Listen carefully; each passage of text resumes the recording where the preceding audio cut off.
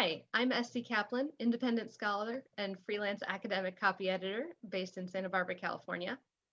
And I'm Sarah Wilma Watson, a visiting assistant professor of English at Haverford College in just outside of Philadelphia in Pennsylvania. And we are the creators of Books of Duchesses, a born digital humanities project mapping women and their books in the Middle Ages.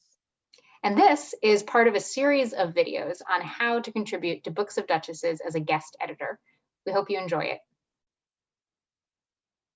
In this video, I will offer an introduction to the project, show you how to create a guest editing account, and give you an overview of the back end of the project. So Books of Duchesses is a project which collects and presents information related to medieval women book owners. As the title of the project suggests, many of the women cataloged in the project are duchesses or similarly high-ranking medieval women, partially because this is the group of women for whom data is the most available. But we are gradually tracking down information about middle-class women book owners as well. The project currently covers a 200-year time period from 1350 to 1550 and focuses on women from England and French-speaking regions of continental Europe.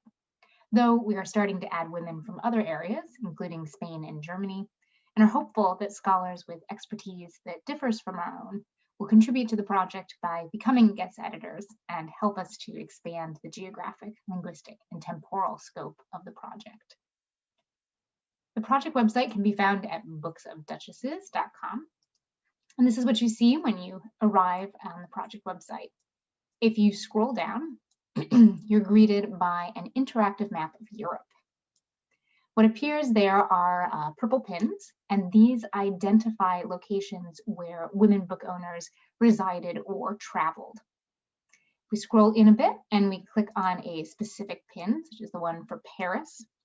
You see a list of women appear who were known to have been at that location, and we also get the dates at which they were at that location. And if you click on one of the women's names, they're hyperlinked, and that'll take you to a book owner page to find out more. So although purple pins appear on the map by default, you can also select books.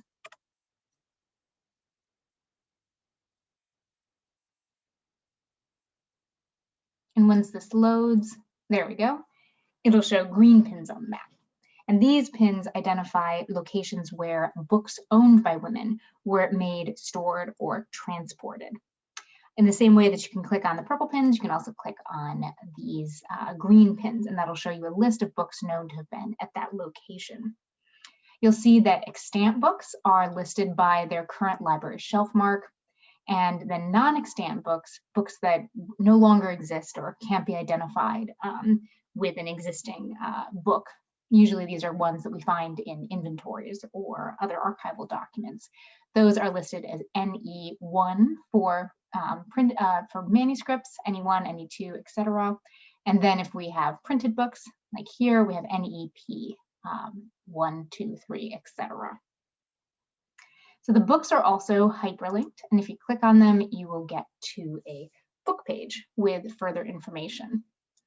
You'll see that the book page links to other items in the database, so you can link to texts, and it also links back to owners, you can see here, and has information about a bibliography about how the book and the owners were connected.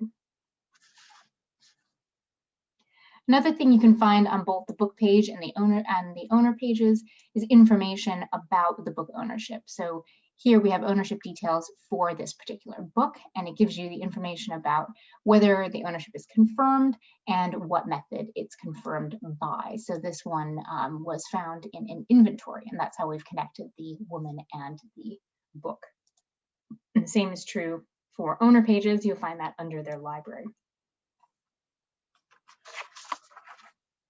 Okay, so if we return back to the main page, you can see here that one of the ways you can navigate through the data presented on the map is by entering a date range.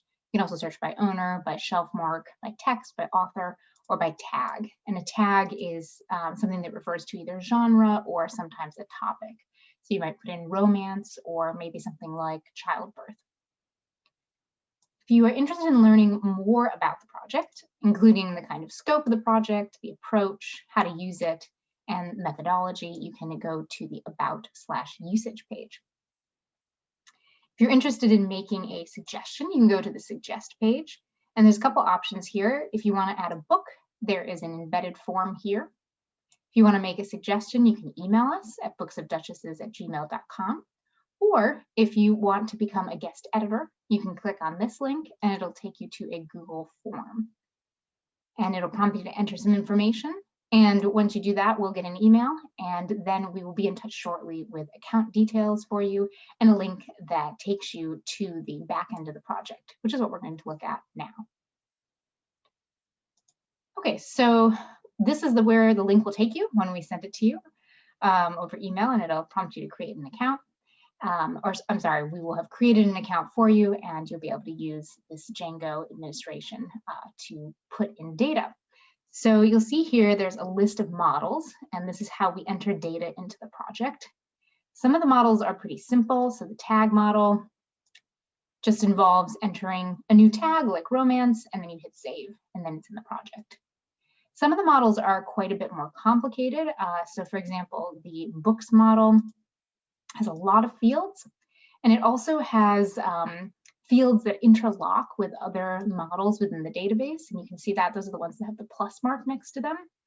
And so sometimes this is relatively easy. You can sometimes just choose something from the drop-down box, but at other times you're going to have to add a new entry via that plus box, and that takes you into a new model. So that can be a bit complicated, and that's why we've created a series of videos to help with that. So in the series of videos that follows, we'll walk you through how to enter data into Books of Duchesses. We'll start with a video on how to organize your information for easy entry. We'll then turn to a video on basic entries.